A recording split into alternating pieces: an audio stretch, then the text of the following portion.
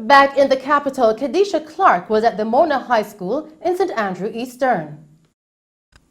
And I'm here at the Mona High School on Mona Road in Kingston 5, where the Jamaica Labour Party's Favour Williams and the People's National Party's Venesha Phillips will be nominated as candidates for the constituency of St. Andrew Eastern. Phillips coming out of the Mona High School where she was nominated. She's now greeting residents. She is greeting party supporters.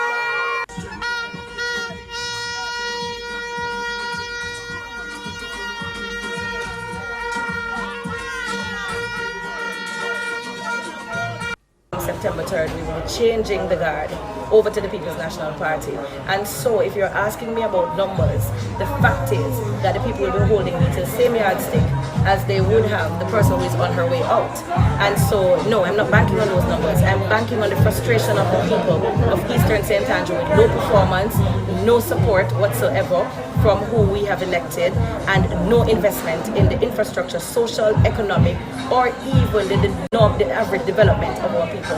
And so that is the basis on which the people will be coming out to send a signal that we will not accept leadership, regardless of political party, that has not served us well. I'm no more concerned than when pundits and pollsters would have predicted on the elections in the United States, when they also predicted right here in Jamaica when Comrade Portia Simpson Mello was actually going up against Andrew Onis, and you know what the results were then. So I'm no more concerned. I trust the people of Jamaica. It is not true that we're not concerned about corruption. We will never accept the normalizing of corruption.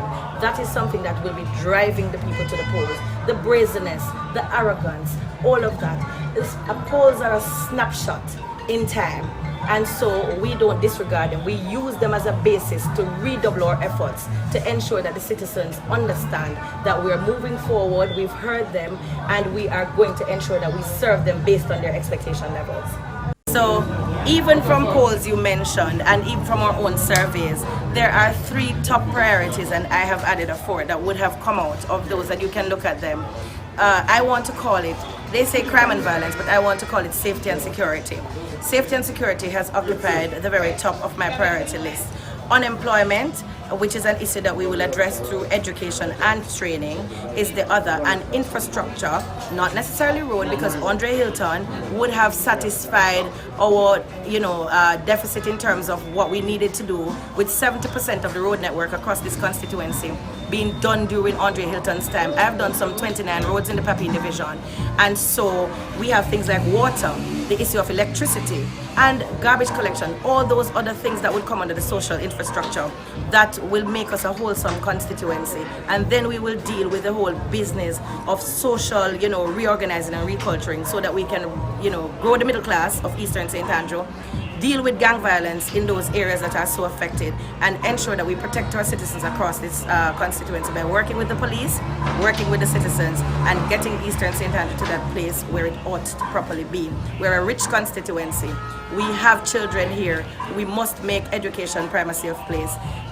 Technology is going to be something big in Eastern St. Andrew. So when the night of September 3rd, after we've celebrated, the next morning, September 4th, even ahead of being sworn in, we will deal with the planning of the business of Eastern St. Andrew in consultation with its citizens. We don't plan for them, we plan with them, because that is what leadership is.